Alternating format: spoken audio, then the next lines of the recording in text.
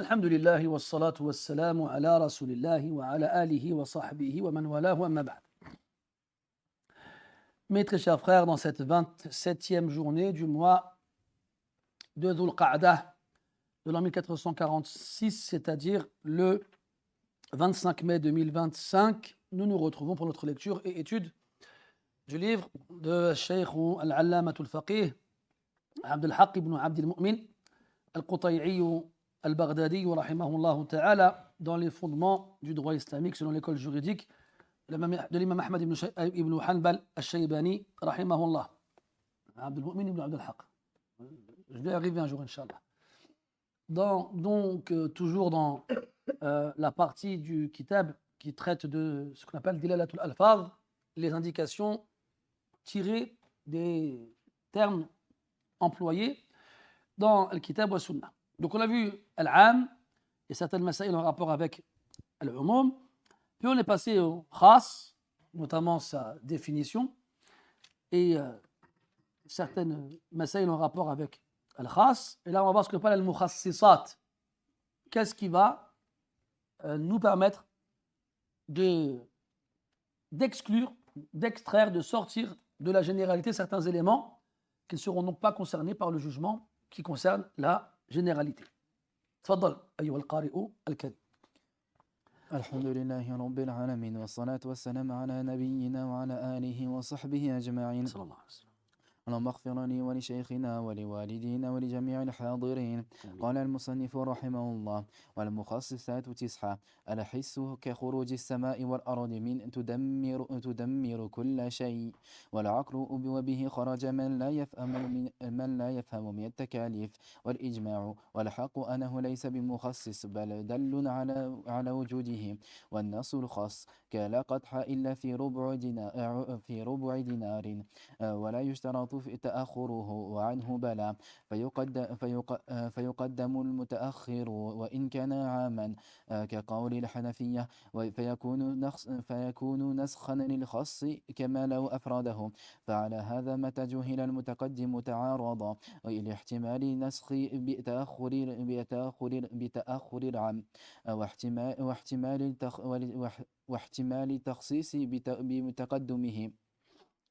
وقال بعض الحنفية: الكتاب لا يخصص سنة، وخرجه ابن حامد رواية لنا، والمفهوم كخروج المعروفة بقوله في سائمة الغنم زكاة، من قوله في 40 شاة في 40 شاة وفعله وتقريره صلى الله عليه وسلم. وقول الصحابي إن كان حجة، وقياس نص خاص في قول أبي بكر والقاضي وجماعة من الفقهاء والمتكلمين. وقال ابن شقلة وجماعة من الفقهاء لا يخص. وقال قوم بالجلي دون الخفي، وخصص به عيسى بن أبان العم المخصوص. وحكى عن أبي حنيفة ويجوز تخصيص العموم إلى الواحد. لا حسب بارك الله فيك. قال رحمه الله والمخصصات 9. Donc al-mukhassis, c'est ce qui va permettre donc de spécifier la généralité. On a la généralité qui est concernée par un jugement, et dans cette généralité, on va exclure certains éléments qui en font partie. Donc, qu'est-ce qui va nous permettre d'exclure ces éléments-là? Déjà, il nous dit qu'il y en a 9. Et al-Qaïda, c'est que quand on a un tahdid, une délimitation par le nombre, le dalil, c'est at-tatabu' wal-istiqra. Donc, si on n'a pas un texte qui dit il y a 9 mukhassis, alors on va déduire ce nombre-là d'une étude qui va consister à réunir tous les textes. Regarde le travail monstre que c'est.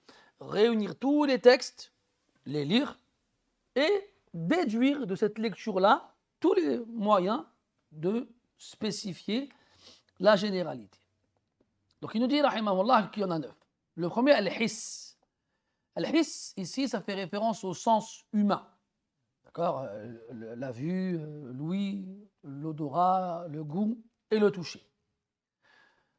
Donc, il est en train de nous dire, rahimahullah, que le sens humain est un moyen de spécifier la généralité. Il donne un exemple. كخروج السماء والأرض من قول الله تدمر كل شيء. Comme le fait d'exclure les cieux et la terre de la généralité présente dans le verset où Allah Ta'ala dit تدمر كل شيء. Quand il parle du vent qui a été envoyé au peuple de Had. Et ce vent-là, Allah dit de lui qu'il a tout détruit. كل شيء. On l'a vu dans Al-Fadh al-Umum que kullu indiquait la généralité. Donc moi je regarde le verset, il me dit que le vent il a tout détruit. Puis avec mes sens, je vais constater que les cieux et la terre existent toujours. Je vais donc en déduire que les cieux et la terre sont exclus de cette généralité-là, qu'ils ne rentrent pas dans kulla shay. Mais en vrai, c'est vrai qu'ici, mes sens m'ont permis de faire cette déduction-là, et donc d'extraire les cieux et la terre de la généralité. Mais est-ce qu'on peut se servir des sens dans d'autres circonstances? Non. Donc ici, est-ce que c'est vraiment les sens qui nous ont permis de faire cette déduction-là? Pas vraiment.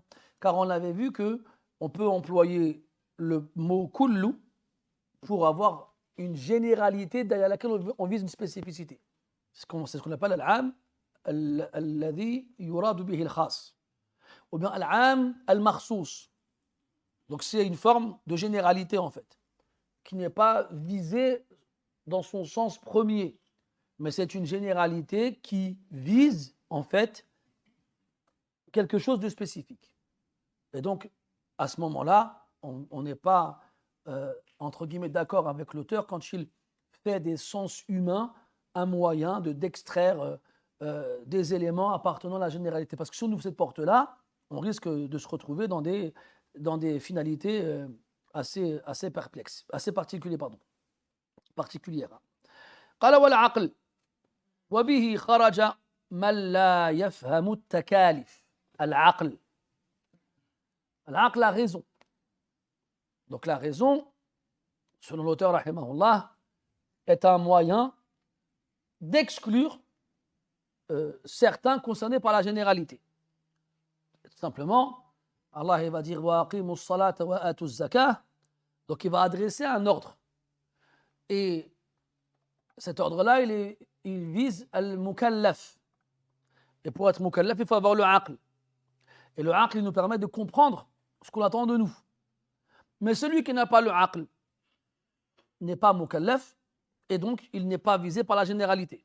Donc on va l'exclure du jugement qui concerne la généralité.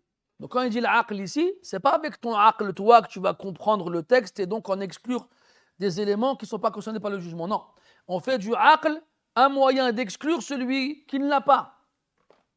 D'accord? Donc quand le verset va être général, il va avoir une portée générale, on saura que celui qui n'a pas le aql n'est pas concerné par cette chose-là. Et encore une fois, هذا فيه نظر. Parce que des fois, le aql, ce n'est pas un mukhassis. Des fois, même si le mukhatab, il n'est pas aqil, il est concerné par le jugement. Même si le jugement il est général, on ne pourra pas exclure celui qui n'a pas l'aql. مثلا الزكاة, c'est حق المال. On ne regarde pas dedans صاحب المال. Est-ce que le propriétaire du bien qui est assujetti à l'impôt doit avoir la raison pour être concerné par l'obligation? Non. On va regarder le bien, s'il atteint le seuil imposable et s'il répond aux conditions, même si son propriétaire n'est pas aqil.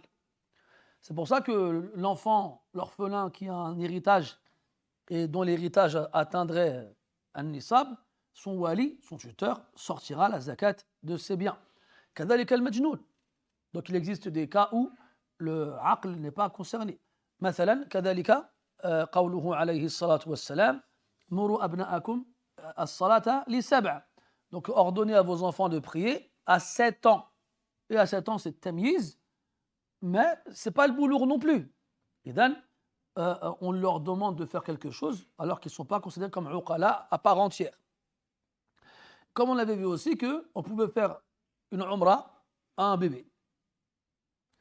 Comme il a été rapporté aussi que Uthman ibn Affan, radiyallahu anhu, vous voyez qu'il était recommandé de sortir la zakat al-fitr pour le bébé dans le ventre de sa mère. Donc on a plein de darajet. Même dans le bébé, on a même des a'mal qui concernent le bébé dans le ventre de sa mère. Même si ce n'est pas pour lui directement, mais il est concerné par le jugement. Et donc, dire que le aql est un mukhassis, fihi nadar, kabir. C'est pour ça que l'awla, alla yu'adda al-hiss wal-aql min al-mukhassisat. C'est pour ça qu'il est mieux de dire que les deux premiers éléments évoqués par l'auteur ne rentrent pas dans les moyens d'exclure certains éléments du jugement de la généralité. قال والإجماع. Al-ijma', le consensus, qu'on verra, Inch'Allah ta'ala, plus tard, vers la fin du livre. Et c'est lorsqu'il n'y a pas de divergence. Quand tout le monde est d'accord pour dire que tel élément qui appartient à la généralité n'est pas concerné par le jugement.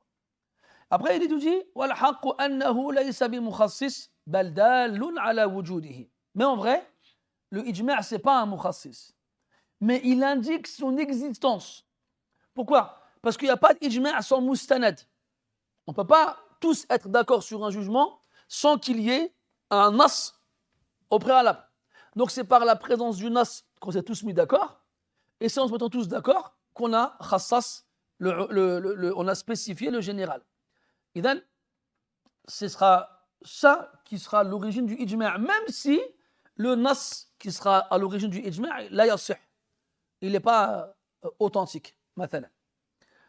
Par exemple, on a le hadith qui dit Al-ma'u tahurun la yunajjisuhu shay. L'eau est purificatrice, rien ne viendra la souiller. Et ce hadith-là, il est am. La yunajjisuhu shay. Rien ne viendra la souiller. Le shay ici, il est nakira, fi siyaq al-nafi, fa yufidu al-umum. Pourtant, il y a le ijma' de la Ummah sur le fait que lorsque la couleur ou l'odeur a été altérée par la présence de l'impureté, alors l'eau n'est plus purificatrice. Il y a un hadith qui fait référence à ça, qui dit Al-ma'u tahurun illa ma ghalaba ala lawnihi aw rihihi. Et ce hadith il est daïf. La yasihu sanadan. Pourtant, al-ijma'u alayh. Donc le ijma' ici, le consensus des savants, va exclure de la généralité du texte qui disait que rien ne souillait l'eau, ce qui viendra changer sa couleur ou son odeur. Et il y a un ijma', il n'y a pas de khilaf là-dessus, il n'y a pas de divergence là-dessus, quand ce qui va changer l'eau, c'est impur, bien entendu. Et parce qu'on a vu qu'il y avait un khilaf si ce qui changeait l'eau n'était pas impur. Et le ijma' ici qui est venu spécifier la généralité du premier texte, il a bien une origine, il y a bien un texte sur lequel il se repose. Eh bien, c'est le texte sur lequel il se repose, le mukhassis. Ce n'est pas le ijma'. Mais le ijma' il indique l'existence d'un texte. Donc, si tu entends, toi, qu'il y a un ijma' sur le fait que telle chose soit exclue du jugement, alors, obligatoirement, tu sauras que ce ijma' repose sur un texte et que le mukhassis, c'est le texte, ce n'est pas l'ijma'. Donc, quand il dit que l'ijma', il a dit « Wal-haq wa annahu laysa bi mukhassis, bal dallun ala wujudihi » il a raison quand il dit que, en vrai, le ijma' n'est pas un mukhassis, n'est pas un élément qui spécifie, mais c'est plutôt un élément qui indique l'existence de ce qui va être spécifié. Autre exemple, قوله تعالى يا أيها الذين آمنوا إذا نودي للصلاة من يوم الجمعة فاسعوا إلى ذكر الله وذروا البيع. On veut qui avait cru, lorsqu'on appelle à la prière de vendredi, accourir à la prière et délaisser tout négoce ou bien tout commerce. Et il y a un ijma' sur le fait que ici la femme et l'esclave ne sont pas concernés par l'obligation. Bil ijma'. Donc ici on a exclu de alladhina amanu.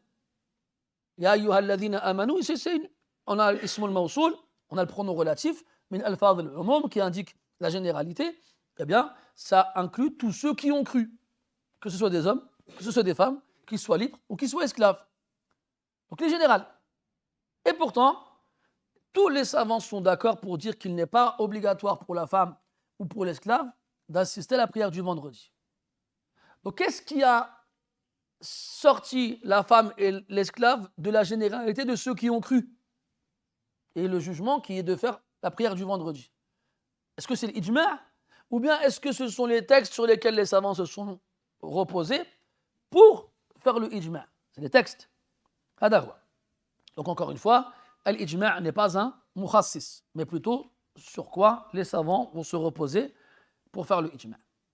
ثم قال والنص الخاص. Là c'est la base en vrai. ونستغرب حيث لم يبدأ المصنف به. النص الخاص, le texte qui va spécifier la généralité. Ce texte dont on vient de parler avec le ijma', qui est à l'origine du ijma'. Et on s'étonne comment ça se fait que l'auteur il n'a pas commencé par ça dans les 9. C'est pas ça que automatiquement, techniquement, on aurait commencé. Wallahu a'lam, il a évoqué les 3 premiers par rapport au fait que ce ne soit pas vraiment des mukhassisat chez la plupart des ulama. Et on donne un exemple. La qat'a illa fi rubu'i dinar. Il n'y a pas d'amputation sauf dans un quart de dinar fasa'idan ou plus. En gros, dans la valeur de ce qui va être volé. Et là, il fait référence au verset du Coran où Allah Ta'ala, il évoque et mentionne l'amputation du voleur. وَالسَّارِقُ وَالسَّارِقَةُ فَقَطَعُوا أَيْدِيَهُمَا جَزَاءً بِمَا كَسَبَا نَكَالًا مِنَ اللَّهِ وَاللَّهُ عَزِيزٌ حَكِيمٌ. Donc le voleur et la voleuse, coupez-leur la main, il a akhiri al-aya. Donc ici, Allah il a dit as-sariqu was-sariqa avec l'alif wal-lam, allati hiya lil-istighraq. Donc tous les voleurs et toutes les voleuses. Et là ici, on attire l'attention sur l'action et pas sur ce qui subit l'action, al-masruq, ce qui a été volé. Donc on comprend que dès lors qu'il y a un vol, on applique le hukm. Mais non. Là, on a un nas, un texte qui va faire tarsis, qui va spécifier cette généralité et qui va exclure de cette généralité les voleurs et les voleuses dont la valeur de ce qu'ils ont volé est inférieure au quart d'un dinar. Donc là, c'est une chose qui est on ne peut plus classique dans cette opération-là. ثم قال رحمه الله ولا يشترط تأخره. Il dit que ce n'est pas une condition à ce que le nas al-khas, donc le texte qui va venir spécifier la généralité, ait été évoqué ou mentionné après le texte général qui viendra spécifier. At-ta'akhur. Ce n'est pas une condition. Pourquoi il nous dit ça? Parce qu'il y a des savants qui disent que c'est une condition. C'est une condition pour le mettre en pratique, ce mukhassis, qu'il, dans le temps, la chronologie soit postérieure au texte général, qu'il soit venu après le texte général. Ça, c'est la riwaya chez l'imam Ahmed, rahmatullah alayhi, c'est ma alayhi al-jumhur. Et il y a une autre riwaya chez l'imam Ahmed qui correspond à celle de Abu Hanifa ou de l'Hanafiya en général. C'est quoi? Bala. C'est une condition pour que le nas spécifie la généralité de l'autre, il faut qu'il lui soit postérieur, il faut qu'il soit venu après lui dans le temps. قال فيقدم المتأخر وإن كان عاما. En gros, eux ils mettent en avant le dernier, même si il est am. Ça veut dire que si le texte qui khassas, il est avant la généralité, alors on reste sur la généralité. Alors comment ils expliquent ça alors? Ils ont dit كقول الحنفية فيكون نسخا للخاص. Donc comment ils vont considérer ça? Comme une abrogation. Ils vont dire que quand on a un texte qui spécifie une partie de la généralité par un jugement autre que celui qui concerne la généralité, et que ce texte-là, il est venu avant le texte qui fait référence à la généralité, eh bien, on dira que le général, il abroge le spécifique. Ça, c'est chez l'Ahnaf. Et c'est l'autre version chez l'imam Ahmed, rahimahullah ta'ala, la deuxième. Mais la première, et c'est qawl al-jumhur, c'est que quand on a un texte qui spécifie un autre, on ne regarde pas la chronologie. La yultafatu ilayha, ce n'est pas une condition. On ne la regarde pas. Donc quand on part sur l'exemple qu'on avait vu la dernière fois avec al-mutallaqat, Allah a dit wal-mutallaqatu yatarabbasna bi anfusihinna thalathata quru. Donc les divorcés attendent 3 menstrues. Ça c'est général. Puis là, dans notre verset, Allah dit وَأُولَاتُ الْأَحْمَالِ أَجَلُهُنَّ أَن يَضَعْنَ حَمْلَهُنَّ. Et celles qui sont enceintes, leur échéance sera leur accouchement. Donc ici, on a exclu les femmes enceintes, divorcées, de la généralité des divorcés. Alors qu'elles en font partie, parce qu'elles sont divorcées. Mais en les excluant, on les exclut du jugement primaire qui concerne la généralité. Et on leur donnera un autre jugement qui est leur accouchement. Ça, c'est l'opération de base, le tarsis. Eh bien, il y en a qui ont dit, yakfi, ça suffit, c'est bon classe. On a un am, on a un khas, on a un général, on a un spécifique, on spécifie le général avec le spécifique. D'autres ont dit non, on doit regarder la chronologie. Si le texte A est antérieur au texte B, on regarde. Si le premier des deux, il est am, et le deuxième, il est khas, il n'y a pas de khilaf, pas de problème, c'est bon, on fait le tarsis.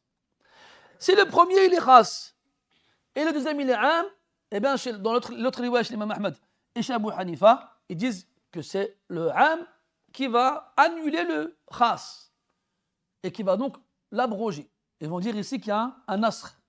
Il y a un nasr. Il dit kama law afradahu.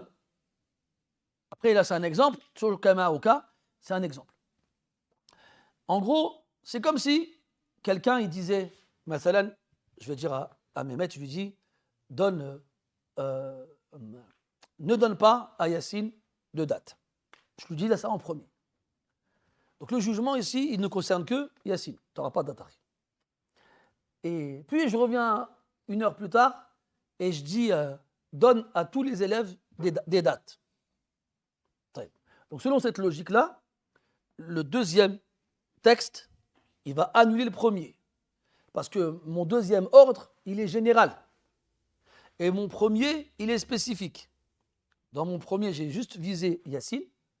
Et dans le deuxième, j'ai visé tout le monde. Et Yassine appartient à tout le monde. Oui ou pas? Et donc à ce moment-là, selon ce qawl-là, comme on a prouvé que le spécifique était antérieur au général, alors le général viendra l'annuler. Et tu vois comment, justement, tu te retrouves à la fin avec tu comprends le khilaf. Tu comprends pourquoi, des fois, les fuqaha, ils ont des divergences, alors que les textes, entre guillemets, comme le diraient la plupart des frères aujourd'hui, il est clair, akhi, subhanallah. Et donc, c'est pour ça qu'il ne faut jamais se précipiter quand tu ne comprends pas une divergence à aller avoir une mauvaise opinion vers les ulama, alors qu'ils ont des usul qui ne te sont jamais venus à l'esprit.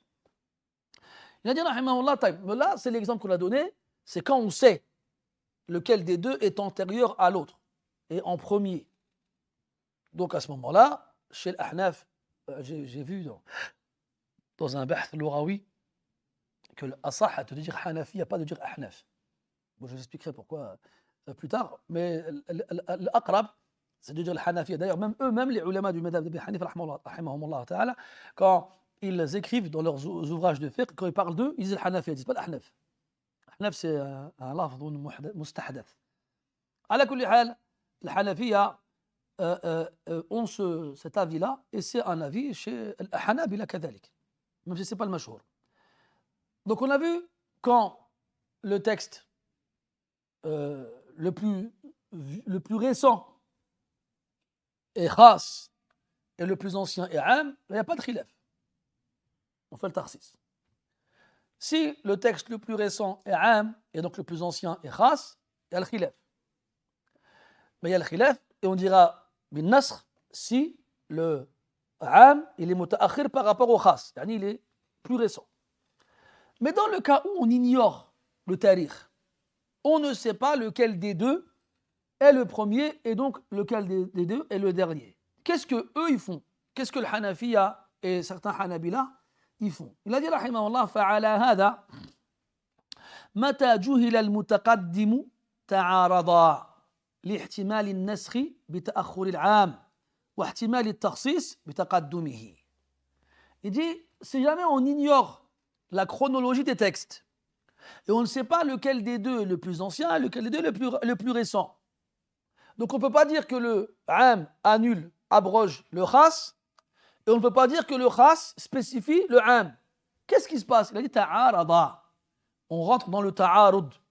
Ta'arud, c'est l'opposition, l'incohérence, la contradiction. Et quand on fait face à un ta'arud, à une contradiction entre les textes, bien sûr, en apparence, il y a une amaliya. Il y a des opérations à faire dans un tartib, dans un certain ordre. Justement, est-ce qu'on fait le tarsis? Est-ce qu'on fait le taqyid?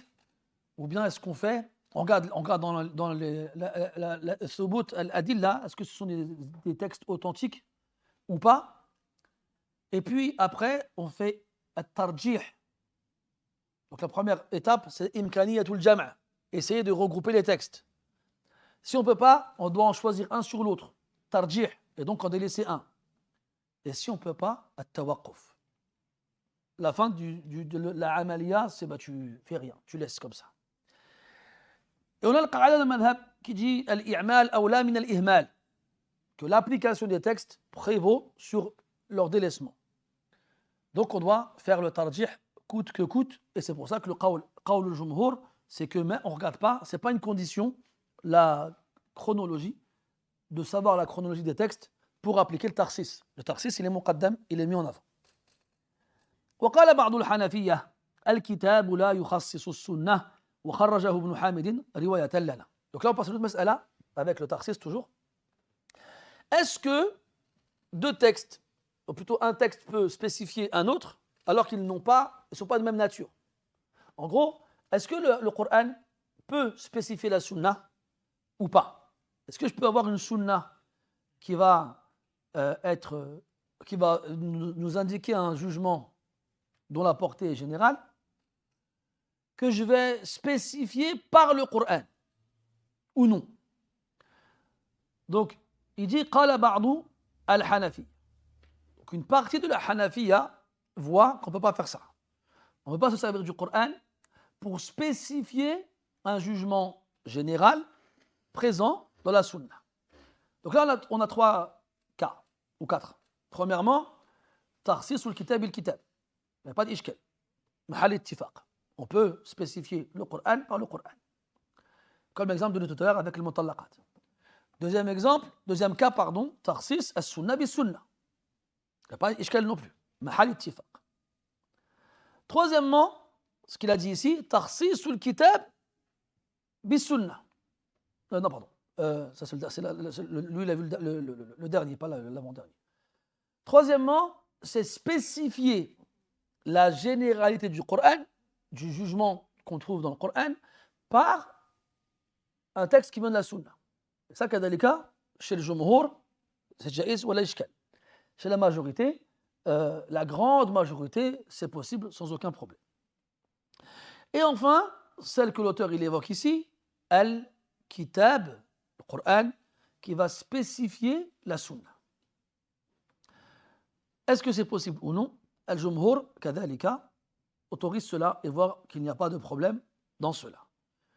وَدَلِيلُهُمْ قَوْلُهُ تَعَالَى وَنَزَّلْنَا عَلَيْكَ الْكِتَابَ تِبْيَانًا لِكُلِّ شَيْءٍ. On a fait descendre sur toi le Coran comme moyen d'éclaircir toute chose. Donc le Coran, il va éclaircir toute chose. Et il va donc éclaircir la Sunna et donc la spécifier sans aucun problème. Et Al-Hanafiya, ils ont dit non. Ils ont dit que le Coran ne va pas spécifier la généralité qu'on trouve dans la Sunna. Parce qu'il part du principe où le Coran, il est supérieur dans son thubut, dans son authenticité, à la Sunna. Donc comme il voit qu'ils sont dans deux catégories différentes, il ne voit pas que ce qui est supérieur va plutôt spécifier ce qui est inférieur. Parce qu'il vient le mettre il vient le préciser, il vient le spécifier. Ala kulli hal, il a dit ba'd al-Hanafiyyati voit cela et al-Jumhur il voit pas cela. Et exemple, il a dit, avant de parler de l'exemple, il a dit wa kharrajahu Ibn Hamid riwayatan lana. Ibn Hamid c'est Hanbali. Et il dit qu'il s'est basé sur les usul de l'imam Ahmed rahimahullah pour arriver à cette conclusion-là. Cette conclusion-là, comme quoi, comme certains Hanafi, eh bien, on peut spécifier la sunna avec le Coran. On ne peut pas, pardon, spécifier la sunna avec le Coran. Et c'est basé sur une parole de l'imam Ahmed, rahimahullah, quand on lui a posé la question à ce sujet-là, il a répondu que non. Il a répondu que ce n'était pas une chose possible. Mais il apparaît, wallahu ta'ala a'lam, qu'il a répondu ça dans une circonstance particulière. Sinon, tous les ashab auraient dit la même chose. Comme Ibn Hamid, il a compris ça, il a fait un takhrij, un qiyas avec cette parole-là, il en a déduit que c'était le même avis que celui qu'on trouve chez certains Hanafiya. Et là, la majorité ne voit pas cela. Mathalan, l'exemple qu'il donne, c'est le hadith dans lequel le prophète dit sallallahu alayhi wa sallam al-bikru bil-bikri jaldu mi'ah wa taghribu 'am. Al-bikr bil-bikr. Al-bikr, c'est ceux qui n'ont jamais été mariés. Ceux qui n'ont jamais été mariés, qui font zina, alors ils ont deux punitions, on les fouette 100 fois et on les exile. On les expulse de là où ils vivent sur une période d'1 an. Et dans le Coran, on a un tarsis. Un tarsis au niveau de l'uquba, de la punition, vis-à-vis de l'ama, ou bien l'abid, l'esclave. Il dit subhanahu wa ta'ala, فَإِنْ أَتَيْنَا بِفَاحِشَةٍ فَعَلَيْهِنَّ نِصْفُ مَا عَلَى الْمُحْصَنَاتِ مِنَ الْعَذَابِ. Donc ce verset, il spécifie que l'esclave, à la base ici on parle des femmes, l'esclave qui si elle fait zina, elle aura la moitié de la punition de la femme qui n'est pas esclave. Donc elle n'aura pas 100 coups de fouet, mais 50. Quant au taghrib, on avait vu qu'il n'y a pas de taghrib pour l'esclave parce qu'elle doit être au service de son sayyid. Afwan. Et dans ce verset va spécifier la généralité du hadith. Le hadith a dit al-bikr. Al-bikr, c'est tout le monde. Tous ceux qui sont bikr. Donc ça inclut al-hara'ir wal-ima.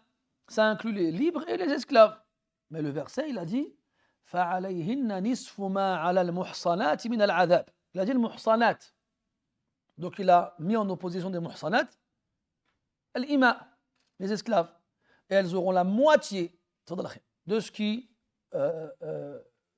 servira à punir les femmes libres. Et donc, de quoi on a déduit? On a déduit ce tarsis du Coran. Et le umum aslan, il est dans le Coran? Là, il est dans la sunna. Donc c'est la sunna qui a précisé quelle était la punition de l'muhsanat.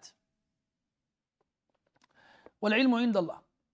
طيب ثم قال رحمه الله والمفهوم كخروج المعلوفة بقوله صلى الله عليه وسلم في سائمة الغنم زكاة من قوله في 40 شاة. Puis on arrive au cinquième mukhassis, المفهوم. المفهوم يقولون ما دل عليه اللفظ في غير محل النطق. المفهوم, c'est ce qui est compris.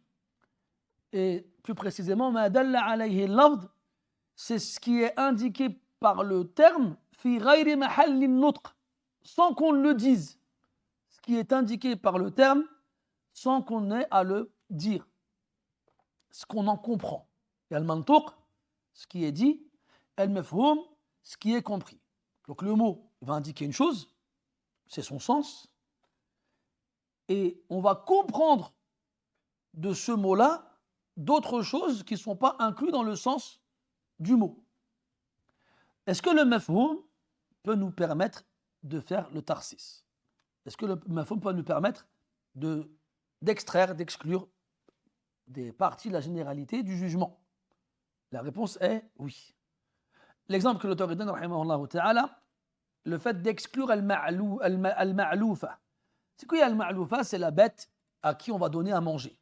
Donc chez les éleveurs de bétail, on a deux types de bêtes. On a al-ma'loufa et al-sa'ima. Al-ma'loufa, c'est celle qui va rester à domicile et à laquelle on va ramener à manger. On lui ramène du alaf, du foin, de la paille, ce qu'elle mange. C'est nous, on va lui ramener à manger. Et ce qu'on va lui ramener à manger, c'est nous, on l'a acheté. Et as-sa'ima, c'est celle qu'on va faire sortir à l'extérieur. On va la ramener dans les pâturages et dans les prés afin qu'elle se nourrisse de ce qu'Allah Ta'ala leur a donné. Donc nous, on n'a rien investi dans cela.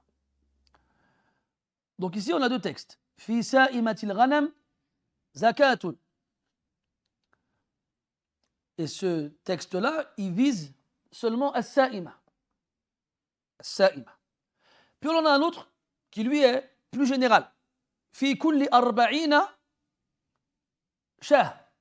En gros, toute personne qui possède 40 bêtes devra sortir une bête. On parle des moutons ici. D'accord? Donc si j'ai 40 moutons, la zakat de mes 40 moutons, ce sera un mouton. Ce texte, il est général. Fi kulli shatin, fi kulli arba'ina shatan, shatun. Il est général. Et ici, cette généralité, elle inclut al-ma'louf et al-sa'ima. Il n'y a pas de distinction. Puis j'ai l'autre texte qui me dit fi sa'imatil ghanam zakatun. Donc dans sa'ima, celles qui vont paître, il y a une zakat.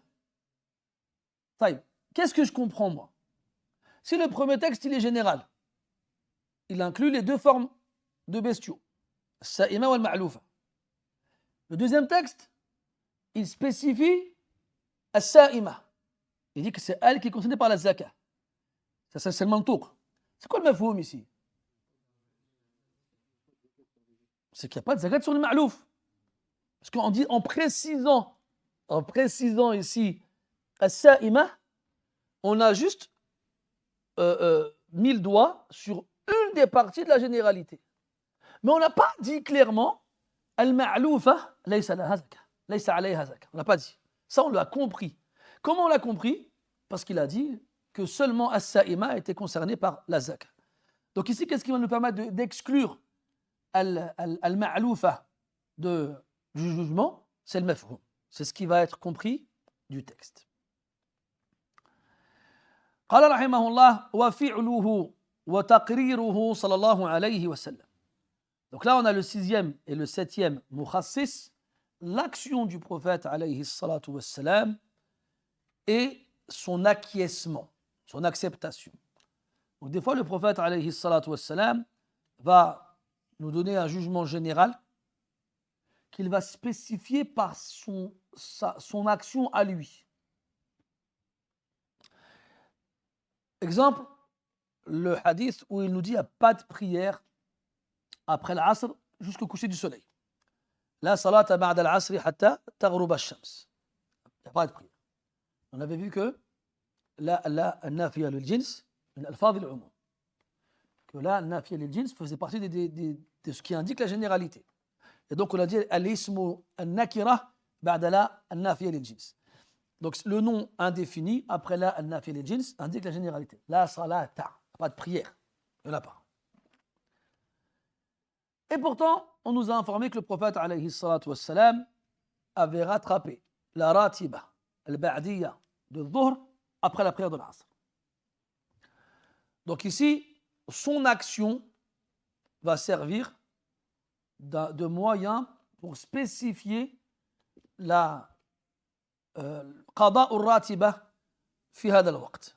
قضاء الراتبة في هذا الوقت. C'est son action qui nous a permis de dire que rattraper la ratiba après ce moment-là faisait office d'exception à la règle. Ou bien on peut prendre comme autre exemple aussi la janaza. Donc on peut faire la prière de janaza, parce que si on veut sortir de la mas'ala, est-ce qu'on peut prier ou pas dans waqtun nahi, on va prendre janaza. Est-ce qu'on peut prier ou pas al-janaza dans waqtun nahi? Oui ou non? Naam? Ça dépend. Hassan. Celui qui dit oui, il a tort. Celui qui dit non, il a tort. On a vu que dans waqtun nahi, il y avait deux daraja. Et que le waqtu al-ashad, c'est-à-dire à la fin du coucher, là, il n'y a pas de janaza non plus. Mais avant, on peut faire janaza. D'accord? Et donc, le janaza fait partie des exceptions qu'on a déduites de l'action du prophète alayhi salatu wassalam. On n'a pas un texte qui dit clairement qu'on peut faire janaza après l'asr. Le texte qui nous dit qu'il n'y a pas de prière après l'asr, jusqu'au coucher du soleil. Mais le fait qu'il ait accompli janaza à ce moment-là va nous servir de mukhassis pour exclure la janaza de la généralité. Il a dit wa taqriruhu. Quand taqrir, on en a déjà parlé, c'est ce qu'il va accepter. Et plus généralement, c'est ma yaskutu alayh. Il va voir une chose et il va rien dire. Et s'il dit rien, c'est qu'il accepte. Et s'il ne l'avait pas accepté, il aurait exprimé son rejet de l'action.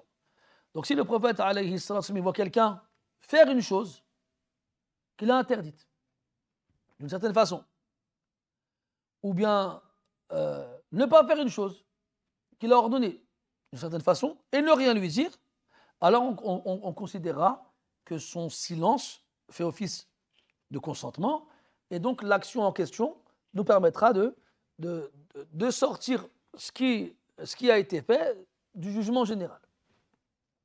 Maintenant, on a un hadith où un Nabi alayhi salatu wassalam, il a vu un homme prier après la prière de l'Fajr, la prière obligatoire. Et il lui a dit Salatul Fajr rak'atan. Il a dit la prière de l'Fajr, c'est que rak'atayn. Pourquoi tu pries encore?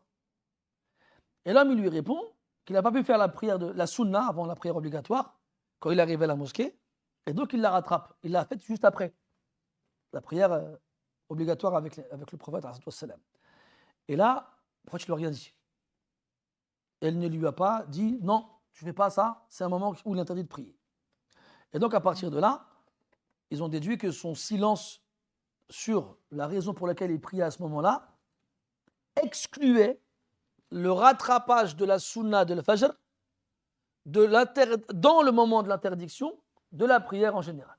De la prière en général. Autre exemple,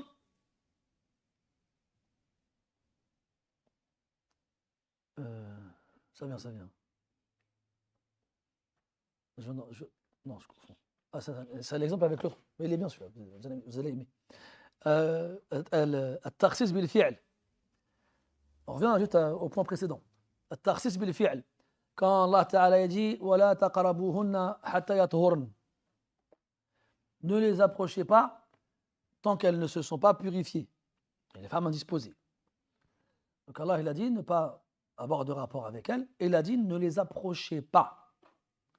Et Aïcha radiyallahu anha, comme le rapporte l'imam Muslim rahimahullah, elle disait que كان رسول الله صلى الله عليه وسلم يأمرني أن أتزر فيباشرني وأنا حائض. Il m'ordonnait de mettre mon pagne, puis donc il se rapprochait de moi alors que j'étais indisposé. Donc, on n'a pas un hadith qui dit quand vos femmes sont indisposées, faites ci, faites ça, et il a là. C'est Aïcha radiyallahu anha qui nous a informé comment le prophète faisait quand elle était indisposée. Et cette façon de faire, elle viendra spécifier la portée générale du verset. وَلَا تَقْرَبُهُنَّ حَتَّى يَطْهُرْنَ أو حَتَّى يَطَهَّرْنَ, qui vient nous interdire de nous approcher d'elle. Et pourtant, la sunna nous apprend que le prophète alayhi salatu wassalam, a spécifié cette portée générale par ses actes. On revient au point suivant, at-taqrir. On se rappelle du hadith dans lequel il y a un bédouin qui a uriné dans la mosquée. Et les sahaba zajarouh, ils l'ont réprimandé, après il leur a dit darouh, laissez-le. Et il a ordonné à ce qu'on verse sur ce qu'il a uriné de l'eau. Et après il a parlé avec l'homme. Il lui a dit inna hadhihi al-masajid innama shuri'at aw rufi'at li dhikrillah wa iqami as-salah wa qira'ati al-Qur'an. Ces mosquées n'ont été bâties que pour mentionner Allah, pour faire la prière et pour lire le Coran. Donc ici, le Nabi il a restreint la mosquée à ces choses-là. Et on connaît le hadith de Aïcha radiyallahu anha, où un jour de l'Eid, Al-Habasha, les Éthiopiens, كانوا يلعبون في المسجد. Ils jouaient, si on traduit littéralement. Mais en fait, ils s'adonnaient à des pratiques sportives qu'ils maîtrisaient.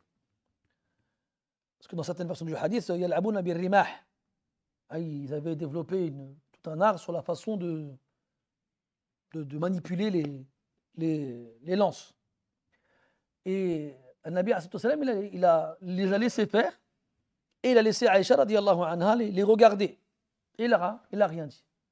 Donc ici, le fait qu'il laisse les Éthiopiens faire ça dans la mosquée viendra spécifier le jugement initial qui concerne la mosquée. ثم قال رحمه الله وقول الصحابي إن كان حجة. Et la parole du compagnon. Est-ce qu'une parole de compagnon peut servir à spécifier un jugement général?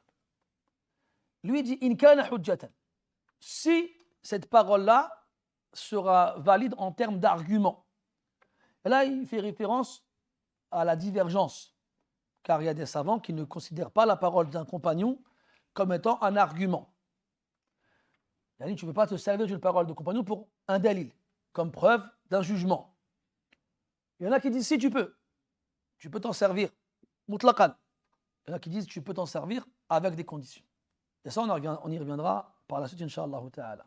Al-Maqsoud, c'est que celui qui vient, qui verra que la parole d'un compagnon est un argument valable et valide, alors il acceptera qu'on s'en serve pour spécifier un jugement général. Et ça, c'est le riwaya de l'imam Ahmad rahimahullah ta'ala. Comme quoi, on peut s'en servir et que c'est une hujja. Sinon, les autres ne voient pas que c'est un moyen de spécifier un jugement général. Après, ils ont dit la parole et les actions aussi. Et ils prennent comme exemple al-akhdhu min al-lihyati fi ma zada an al-qabda. Le fait de prendre de sa barbe quand elle est plus longue que la poignée. Donc on a des hadiths authentiques comme quoi certains compagnons comme Abdullah ibn Omar et Abu Huraira radiyallahu anhuma et d'autres prenaient leur barbe avec leurs mains et tout ce qui dépassait de l'qabda, je ne peux pas le faire, hein, tout ce qui dépassait de l'qabda, sauf un millimètre par ici, vite fait, ils le coupaient. Alors que le prophète il a dit sallallahu alayhi wa sallam a'fu al-liha. A'fu al-liha. وفي رواية أرخوا اللحى وفي رواية وفروا اللحى إلى غير ذلك. Donc toutes ces versions qui nous demandent de laisser pousser les barbes. Il a dit al-liha, les barbes, bil alifi wal lam. Donc c'est al-umum. Et eux, ils ont pris de leur barbe et ils ont coupé. Donc, est-ce qu'on peut se servir de l'action des compagnons radiyallahu anhum pour faire une spécificité de la généralité ou pas? Après, faut savoir encore une fois que là on prend des exemples. On n'est pas en train de dire que c'est le dalil ultime de la mas'ala. La mas'ala qui concerne le fait de prendre sa barbe et son jugement ne repose pas que là-dessus. Mais c'est pour que tu comprennes la divergence, mathalan. Mathalan, chez l'imam Ahmed, plutôt dans le madhab, le mashhour, tu ne touches pas ta barbe. Tu ne touches pas. Wa in talat, même si elle est longue. À ce moment-là, ils ne considéreront pas que le fi'l des sahaba est un mukhassis. Puis il y a l'autre riwaya qui autorise de prendre la qabda, ce qui est au-delà de la qabda. Et à ce moment-là, cette autre riwaya se basera sur la possibilité d'utiliser l'action du compagnon comme étant un mukhassis. Et donc tu comprends pourquoi il diverge à ce sujet-là. Et des fois, c'est d'autres dilalates qui viendront nous permettre de savoir si oui ou non on prendra le texte à la lettre. Des fois, c'est l'ourawi. C'est quoi le maqsoud de al-i'fa? Qu'est-ce que ça veut dire, al-i'fa? Est-ce que ça veut dire laisser pousser complètement, même sur le plan linguistique, hein? Qu'est-ce que ça veut dire? Et quand on parle de l'ihya, qu'est-ce que ça veut dire aussi? Il y a ça aussi. Quand on te dit l'ihya, mathalan, est-ce que les poils qui poussent sur les joues rentrent dans la barbe? Non.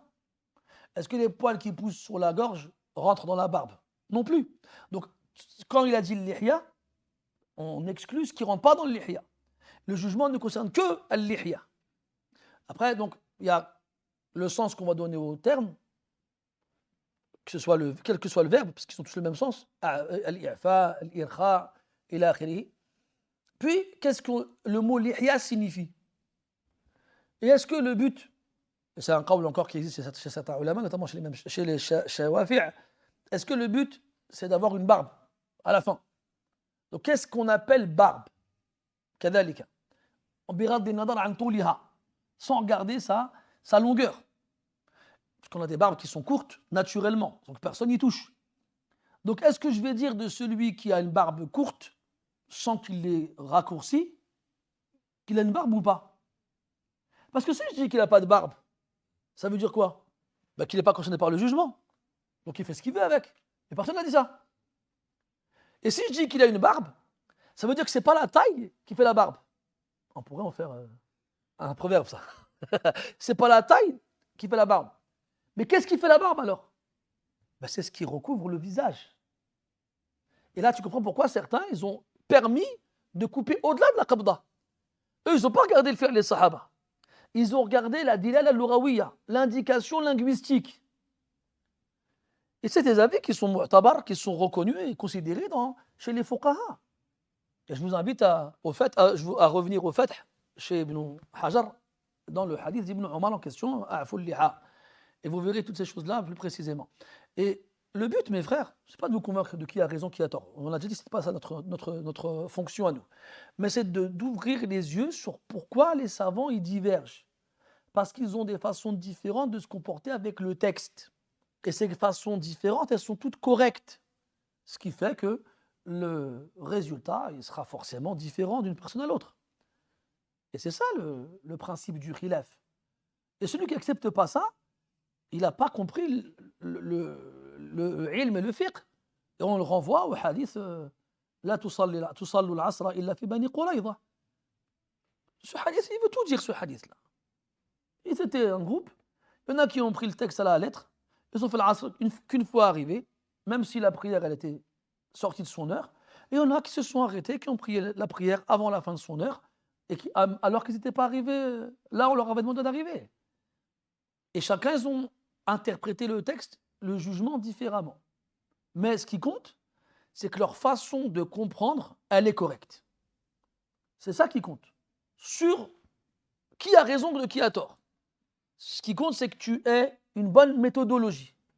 C'est pour ça que dans les divergences chez les ulama, eh bien, ils sont tolérants les uns vis-à-vis des autres dans ces choses-là. Et ils ne le seront pas quand la méthodologie elle est mauvaise. Mathalan, nikah al-mut'a, qui est mansoukh. Il a existé, il a été légiféré à un moment précis, puis il a été interdit. Et même si on trouve un khilaf qadim, une vieille divergence chez Ahlus Sunnah, cette divergence-là elle a été annulée après que tout le monde ait fait la mise à jour, quand le texte a atteint tout le monde. Et donc si jamais quelqu'un il vient, il me dit si nikah al-mut'a ça existe toujours parce qu'il y a le hadith. Je dirais non, tu peux pas te baser sur le hadith parce qu'il est mansoukh. Et donc s'il ne prend pas en compte un nasr, c'est lui qui se trompe. Et lui, sa divergence ne comptera pas. C'est pour ça que Ahlus Sunnah, les madahib al-mu'tabara chez Ahlus Sunnah, ne prennent pas en compte la divergence de Ahlul Bid'ah. Tu ne trouveras pas dans les livres de fiqh, قال al-Rawafid, قال al-Khawarij. Non, on ne prend pas en compte leur divergence à eux. Et then, toujours comme on le répète souvent, وَلَيْسَ كُلُّ خِلَافٍ جاء معتبرا إلا خلاف له حظ من النظر. Ce n'est pas toutes les divergences qui sont prises en compte. Seules les divergences qui sont considérées par les savants sont à prendre en compte. Et c'est pour ça, comme on le verra après, Inch'Allah, dans l'ijtihad ou le mujtahid, que tu dois connaître la divergence. Tu ne peux pas te permettre de te prononcer dans une masala où tu ne connais pas la divergence et l'ijma'. Tu dois connaître le ijma' pour ne pas le khalaf, pour ne pas le contredire, et tu dois connaître la divergence pour la respecter. Si tu connais ni l'un ni l'autre, tu viens, tu dis haram, halal, yajouz, ma yajouz, t'es un jahil. Et pire que toi, ceux qui t'écoutent. وما أكثرهم في هذا الزمان. طيب قال رحمه الله وقياس نص خاص. Là on est dans le combienième? Le 9e. 9e mukhassis, un qiyas, une analogie. Mais pas n'importe laquelle. C'est-à-dire, on a pris un mukhassis, et en se basant sur ce mukhassis, on a fait une analogie pour khassas autre chose, pour spécifier autre chose. Donc avant de... bon, après, il ramène le khilaf, on en parlera après. On va revenir avec le hadith qui interdit de prier après l'asr. طيب. Ce hadith, il interdit la salata ba'da al-asr, hatta taghrub ash-shams. Après, on a un autre hadith où un Nabi alayhi sallam, il parle à Abdou Manaf, à Mecca, et il leur interdit d'interdire qui que ce soit d'avoir accès à la Mecque, à la Kaaba, et d'y faire tawaf à n'importe quelle heure du jour ou de la nuit. À n'importe quelle heure du jour ou de la nuit. Est-ce qu'on peut faire un qiyas? Donc ici, le hadith qui permet le tawaf à n'importe quelle heure du jour et de la nuit, donc on sait que le tawaf, il est accompagné de rak'atayn. Donc est-ce que moi, si je fais tawaf après l'asr, je fais les rak'atayn ou pas? Et bien, chez les ulama, on fait ces rak'atayn, même dans waqtul nahi, c'est un istithna, c'est une exception. Donc là, le 'am, il interdit de faire la prière après l'asr. Ça, c'est le 'am. Le khas, il permet de faire tawaf après l'asr. Est-ce que je peux faire un qiyas avec le hadith qui autorise le tawaf après l'asr pour faire tahiyatul masjid après l'asr? Jusqu'au rapport. Parce qu'on a dit que le tawaf était considéré comme tahiyatul masjid de Masjid al-Haram. Donc c'est un tahiyatul masjid.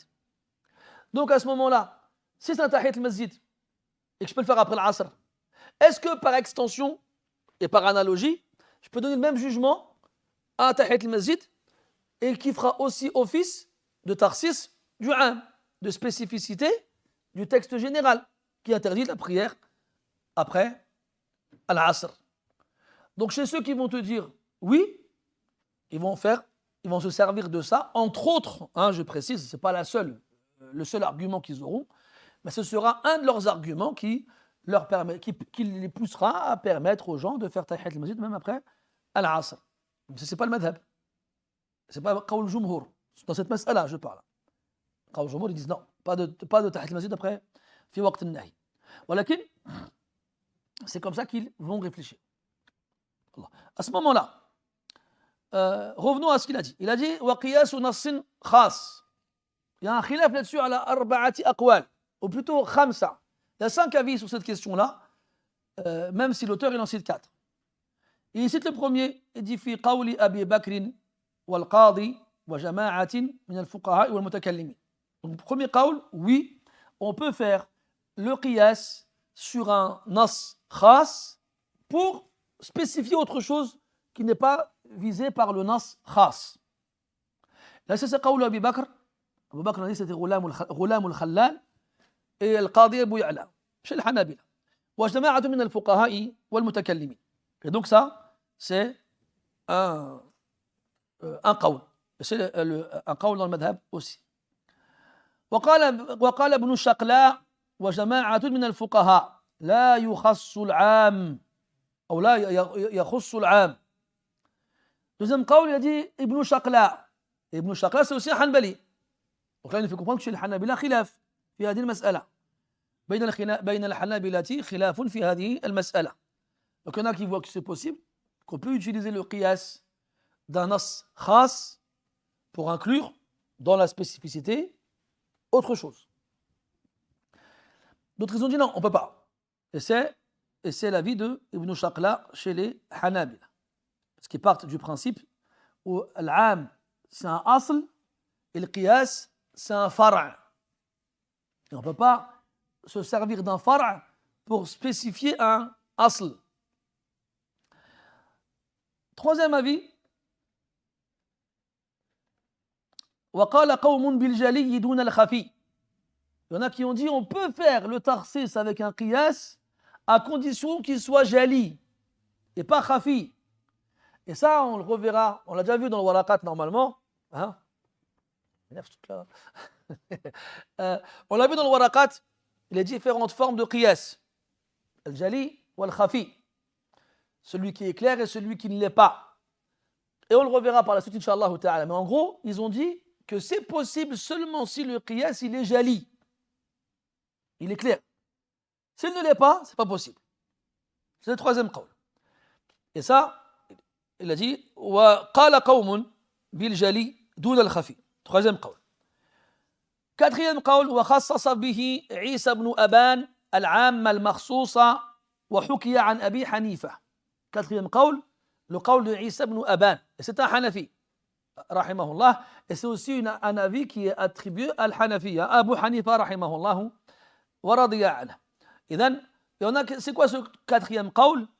C'est qu'on peut le faire seulement si il y a un autre dalil qui nous permet de l'appuyer. Donc, si ce am, il a dit al-am al-makhsous, il n'y a que le am qui a été makhsous sur lequel je pourrais appliquer le qiyas pour lui rajouter un khas. Ce qui exclut le am qui n'est pas makhsous. En gros, je ne peux pas utiliser le qiyas selon Isa ibn Aban sur un am qui n'a pas été spécifié par un khas. Mais si ce am a déjà été spécifié par un khas, alors je peux utiliser le qiyas pour lui rajouter un khas. Taïb. Parce qu'ils disent que l'am, il est aqwa que le qiyas. Et quand le am, il est makhsous, yad'uf, ça l'affaiblit. Et en l'affaiblissant, ça permet au qiyas de rentrer dedans et de sortir quelque chose. Et then, c'est comme ça qu'ils voient les choses. C'est le quatrième qawl. Et l'auteur, rahimahullah, il n'a pas fait de tarjih à ce sujet-là, mais un cinquième qawl qui dit que tout dépend de la illa. Donc on sait que dans le qiyas, ce qui compte, c'est la illa. C'est la cause du jugement. Il dit que si la illa, elle est mansousa, yani elle est évidente, on a un texte qui met en évidence la illa du hukm, alors je peux faire le tarsis avec le qiyas. Si par contre, on n'a pas un texte qui met en évidence la illa, la cause du jugement, je ne pourrais pas me servir du qiyas pour faire le tarsis. Et pour donner un exemple de tout ça, parce qu'on n'en a pas donné, enfin on en a donné un vite fait avec le tawaf et tout ça, on a l'autre exemple qu'on avait vu dans le waraqat. Quand Allah Ta'ala dit الزانية والزاني فاجلدوا كل واحد منهما 100 جلدة. Le fornicateur, la fornicatrice et le fornicateur, fouettez chacun d'entre eux 100 fois. Ça, c'est عام. الزانية والزاني. C'est général. Tout fornicateur, toute fornicatrice. Puis, on a le hadith dans lequel, non, on a le verset, attends, le hadith qu'on a vu tout à l'heure, al-bikru bil-bikri jaldu mi'ah wa taghribu 'am. Ici on a l'autre hadith qui nous dit que les fornicateurs, quand ils n'ont jamais été mariés, on les fouette 100 fois et on les expulse 1 an. Puis on a le verset qu'on a vu tout à l'heure aussi avec les esclaves, les femmes.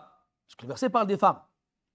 Il dit فَإِذَا أُحْصِنَّ فَإِنْ أَتَيْنَ بِفَاحِشَةٍ فَعَلَيْهِنَّ نِصْفُ مَا عَلَى الْمُحْصَنَاتِ مِنَ الْعَذَابِ. Si elles font un péché, donc lorsqu'elles se marient, les esclaves, lorsqu'elles font le péché de la fornication, elles auront la moitié de la punition des femmes libres. Ça veut dire jusqu'à présent, on a déjà vu ça tout à l'heure. Attends, le verset il parle des femmes esclaves. Qu'en est-il des hommes esclaves? Est-ce que cette spécificité qui est de diviser de moitié la punition, elle ne concerne que les femmes esclaves? Ou bien est-ce que par qiyas, je peux inclure les hommes esclaves dedans? Ce serait quoi la illa ici? Al-riq, l'esclavage. Donc, bina'an ala dhalika, chez les ulama, justement, eh bien oui. On s'est servi du qiyas pour appliquer à l'esclave homme la même chose, ce qui consiste à diviser de moitié la punition de l'esclave, alors que le texte ne les mentionne pas. Donc sur quelle base on se repose pour donner à l'esclave homme le même jugement que l'esclave femme qui fait partie donc de la spécificité, c'est le qiyas. Donc là, tu as compris maintenant de quoi il s'agit. Donc soit on dit que oui, et c'est le premier qawl que l'auteur il a cité, le qawl d'Abu Bakr, Ghulam al-Khallal et Al-Qadi Abu Ya'la et certains fuqaha, comme quoi oui, il y a sans shurut. Oui, tu peux le faire, il n'y a pas de problème. Premier qawl. Deuxième qawl, non, tu ne peux pas. Mutlaqan. Tu ne peux pas le faire du tout. Le qiyas ne servira pas à spécifier le jugement du général.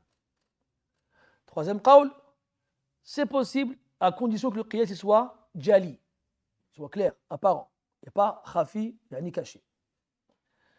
Quatrième qawl, c'est possible seulement si le am a déjà été makhsous par un nas khas. S'il ne l'a pas été, ce n'est pas possible. Cinquième qawl, eh bien, c'est possible si la illa est mansousa. Si la illa, elle est mansousa, on a un texte qui met en évidence la cause du jugement. Après, voilà, en termes de tarjih, on n'est pas là pour rajah, mais le premier qawl que l'auteur cite, c'est le qawl du madhab.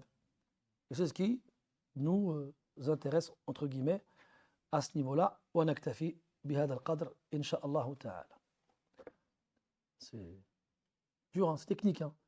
Mais Inch'Allah, ça nous permet de comprendre comment les fuqaha ils arrivent à leur conclusion. نعم.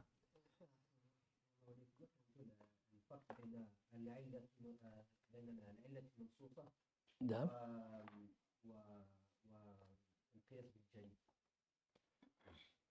هذا لأنك لا تذكر ما هو القياس الجلي. ما هو القياس الجلي؟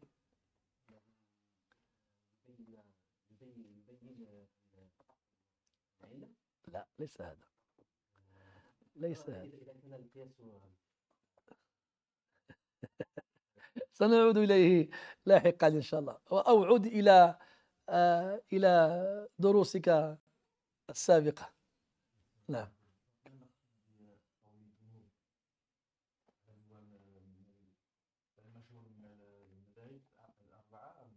نعم، عندما نقول الجمهور فالمراد به الفقهاء بصفة عامة، وأول من يظن فيهم هم أصحاب المذاهب الأربعة.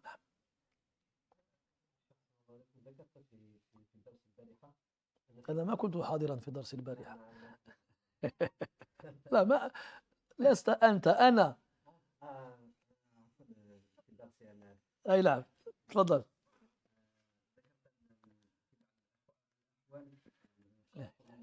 صلى الله عليه وسلم. أيوة. وكيف نفرق، كيف نقدم القول على الفعل أم لا؟ إذا تعارض، إذا قال بشيء وفعل خلاف ذلك فالمقدم هو الفعل، هو القول عفوا، وإذا فعل شيئا مع عدم وجود القول فيؤخذ الفعل.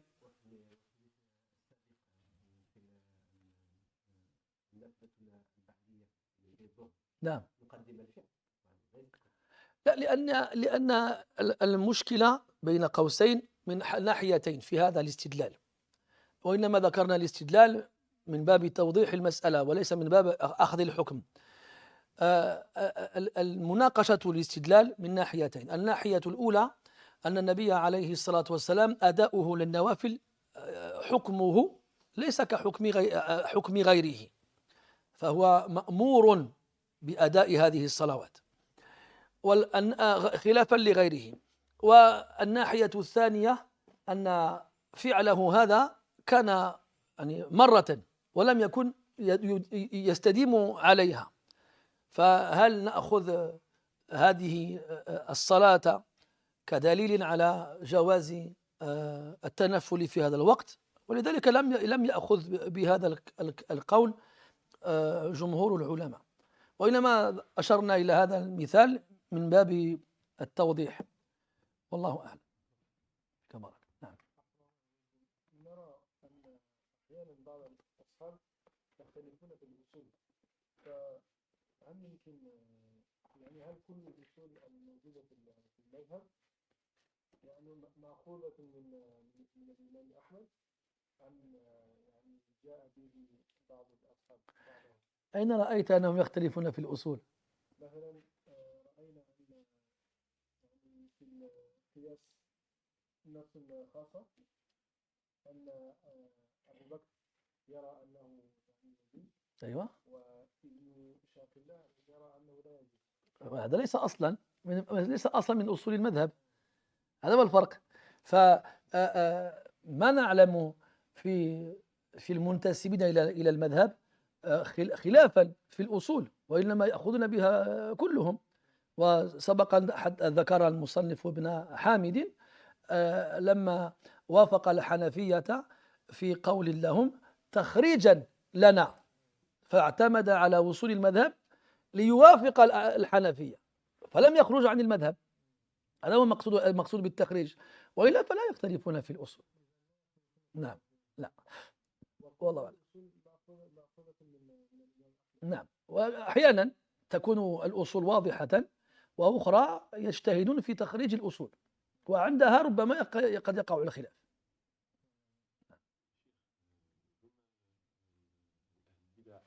في صرفهم عن المعنى المتبادل في القرآن، هل يمكن أن يطبق هذا الاستدلال في من أعدل المعنى المتبادل إلى الذهن في السنة؟ في السنة بدليل احتجاج اللغة أو ما يعني يصرف عن المعنى الأول.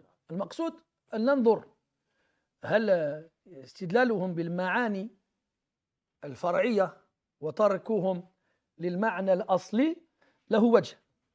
ننظر هل له وجه من ناحية اللغة، من الناحية اللغوية، وكذلك من الناحية الفقهية إذا كان النص في حكم فقهي، ونقارن بين فهمهم وفهم المخاطبين الأولين وهم الصحابة رضي الله عنهم، هل فهم أحد منهم مثل ما فهموا؟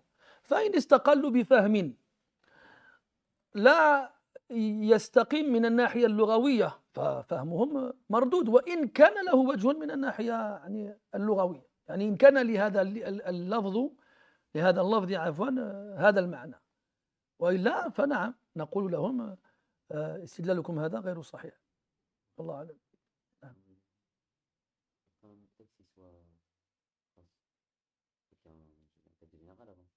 Pas forcément. En fait, si tu veux, des fois, on peut, bon, je n'ai pas d'exemple en tête, mais on peut viser une spécificité à la base qui va être suivie d'une généralité. Donc, ce n'est pas nécessaire, c'est pour ça qu'on a dit que ce n'est pas une condition à ce que le texte général il vienne avant le texte qui vient le spécifier. Ce n'est pas une condition. Après, tu comprendrais mieux avec un exemple, mais malheureusement, j'en ai pas. ولكن ce n'est pas une condition comme on a dit dans le madhab, Wallahu a'lam.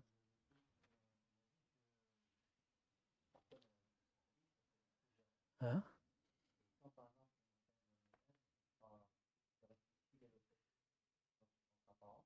Mhm.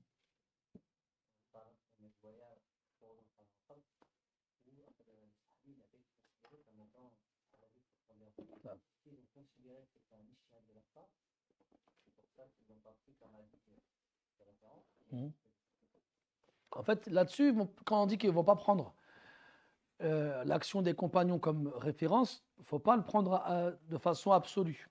C'est plus au niveau du jugement qu'ils vont en déduire. C'est-à-dire, est-ce que c'est mustahab? Est-ce que c'est jaïz?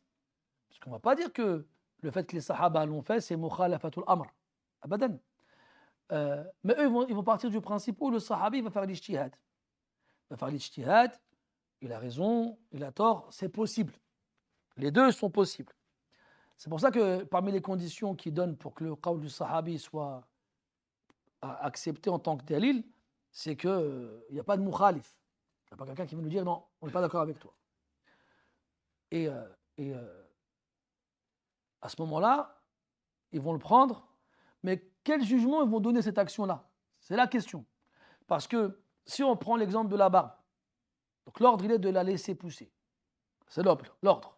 Déjà, est-ce que c'est obligatoire ou est-ce que c'est surérogatoire? C'est la première question. Est-ce qu'ici, on va prendre l'ordre, un impératif, on va en déduire l'obligation de laisser pousser la barbe ou on va en déduire la recommandation de laisser pousser la barbe?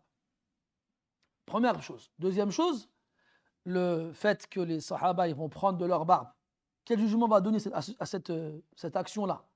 Est-ce qu'on va dire que c'est toléré ou est-ce que c'est recommandé? Kadalik. Donc, ils ne vont pas diverger sur le fait que les compagnons l'ont fait prouve que c'est faisable. Mais ils vont plutôt diverger sur le jugement de l'action qu'ils vont donner à cet acte-là. Est-ce qu'ils vont dire que c'est quoi son jugement en fait?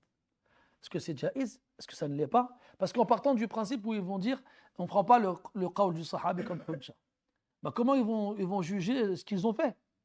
Est-ce qu'ils vont dire que c'est là quand on va dire que dans le mu'tamad dans le madhab c'est al-i'fa al-mutlaq? Mais qu'en est-il de l'qabd ou de l'akhd plutôt? C'est quoi c'est le jawaz ou l'istihbab? On a vu des fois dans le madhab qu'on nous donne des ahkam comme ça et ça ne veut pas forcément dire que c'est pas autre chose. Bon, je n'ai pas d'exemple en tête non plus.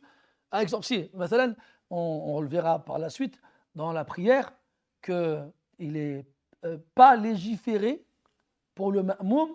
Ce n'est pas une sunna pour le ma'moum de dire mil as-samawati wa mil al-ardi après rabbana wa lakal hamd. Ce n'est pas une sunna. Mais est-ce que ça veut dire qu'il n'a pas le droit de le dire? On a dit que c'était moubah. Il veut le faire, il le fait. Il ne le fait pas. Il veut le faire, il le fait. Il ne veut pas le faire, il ne le fait pas. C'est moubah. Donc ça veut dire que le jugement qui va te venir à l'esprit quand on entend que ce n'est pas sunna pour lui, ce n'est pas forcément que c'est makrouh ou que c'est haram. Ça peut être moubah. Donc quand on dit ici que le qawl du sahabi, ce n'est pas une hujja, mais il a quand même fait la chose, quel jugement on va donner à l'action? Est-ce que c'est sunna, si on prend que c'est une hujja, ou bien est-ce que ça ne l'est pas? Donc c'est quoi? Est-ce que c'est haram? Est-ce que c'est makrouh? Est-ce que c'est moubah? C'est obligé d'un hukm. Donc la divergence, elle va plutôt arriver là, sur le jugement qu'on va donner à leur action, que l'on voit que c'est une hujja ou non.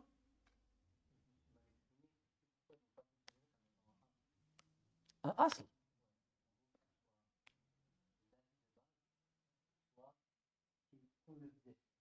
Non, ils n'auraient pas pu faire ça parce que la base, c'est le prophète, et lui, il n'a jamais fait.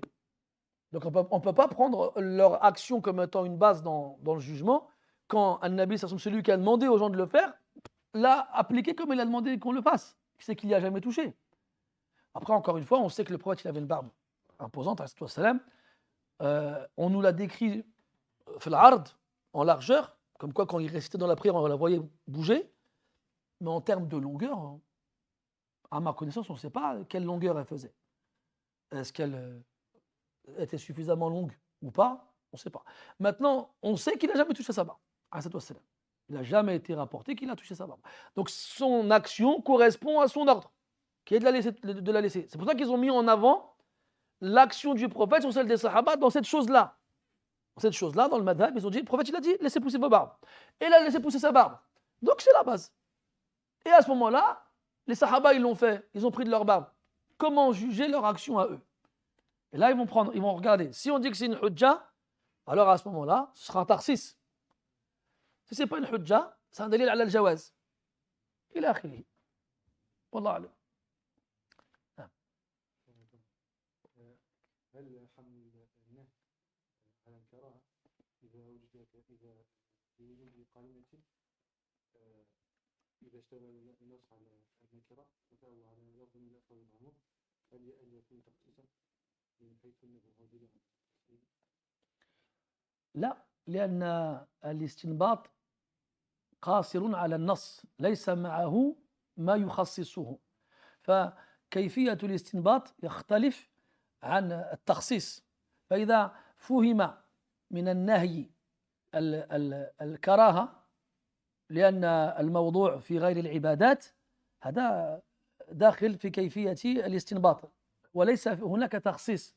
أما التخصيص فلا بد أن يكون هناك مخصصا يخصص أو يخص الحكم، إما أن يكون داخل النص أو في نص آخر أو في قياس أو ما شابه ذلك. هذا هو الفرق بين الأمرين والله أعلم. سبحانك اللهم وبحمدك نشهد أن لا إله إلا أنت نستغفرك ونتوب إليك وصلى الله على نبينا محمد وعلى آله وصحبه وسلم والحمد لله رب العالمين وبارك الله فيكم. Je sais plus c'est quoi